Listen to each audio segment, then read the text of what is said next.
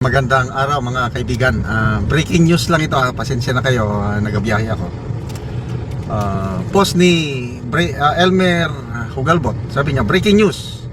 Retired General Romeo Poques was arrested minutes ago at the NAIA upon his arrival from Bangkok. His lawyers, according to some reports, were barred from speaking to him by the police. General Poques has been taken to the CIDG National Capital Region Headquarters in Camp Crame. Please, for those in the vicinity, you can go to Crame and cover it live. We need to protect the general. Okay, so ito na. Nangyari na po ang matagal na nating hinihintay, ang pagdating ni General Poques galing sa bakasyon. At kahapon kinumpirma ni General Poques na meron na ngang na-issue na arrest warrant sa kanya. At sabi naman niya na handa niyang harapin ang kaso, no? Sandali ha. At ang kaso po laban sa kanya ay yung inciting to sedition and rebellion. Ipagdasal lang po natin dahil dalawa po ang posibleng mangyari dito. Ang mahirap po, baka ang kanyang warrant of arrest ay nakalagay doon na non-bailable. Kasi depende sa what's this? Sa ebidensya na na-present ng prosecution, mga piskal, kung malakas ang mga evidence presented, posible na non-bailable itong kasong ito.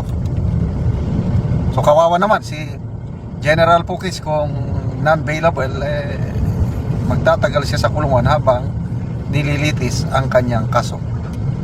Sana nga mahina lang yung ebidensya at pinayagan siya ng judge na nag-issue ng warrant of arrest na makapagpiyansa. Okay. Nagbigay pahayag naman ng kahandaan si General Poques na harapin ang kaso. Yun lang, mga lawyers niya hindi na daw nabigyan ng pagkakataon, kung totoo yung mga reports, na kausapin ang kanilang kliyente. But anyway, knowing General Poques, na ito, tested by time na ito, mas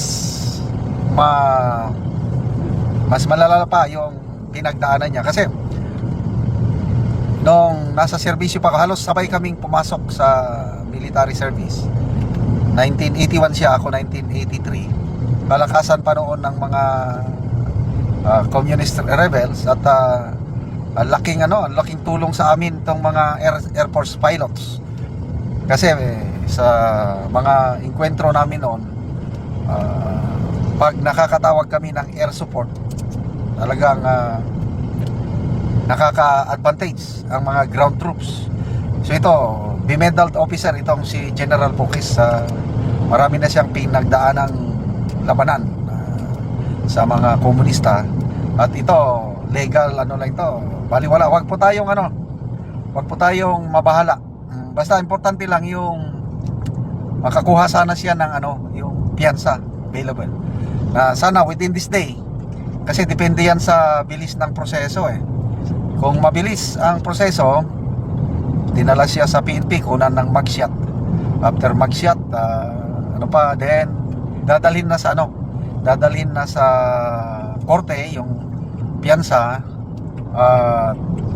Pag ma-approve ang piyansa bago mag alas 5 mamayang hapon, then makalabas pa rin siya. So sabi nga ni General Poques sa kanyang pahayag na ang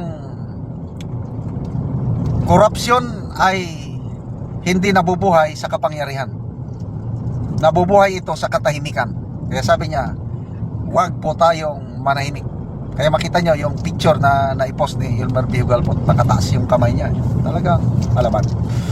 So sabi niya, kung sino pa yung ako na nagsilbi ng marangal, kinasuhan nila, kailang ang mga kalaban ng gobyerno, mga komunista na matagal nang nananawagan na papagsakin ang gobyernong ito ay hindi nila kinasuhan. That's double standard of justice. Pati ang mga yung mga suspects, yung naglustay sa bilyones na pera ng taong bayan through itong corruption scandal ng flood control, malaya pa rin siya na may klarong pagmamahal sa bayan at nagsalita lang laban sa administrasyong ito dahil sa nangyayaring corruption. Siya na ngayon ang inaresto at nandun na. But that's part of race sa pakikipaglaban mo sa bayan, kagaya nga ng mga national heroes natin. Lumaban sila noon laban sa Kastila. May mga nagbuwis ng buhay, ating national hero, may mga kinulong, at hindi, napatunayan na tama yung ipinaglalaban nila. So ipagdasal po natin si General Pukis. Siya na ata yung pinakamataas, highest ranking retired officer na nakasuhan at inaresto. But may tiwala pa rin ako sa ating judiciary. Buhay na buhay.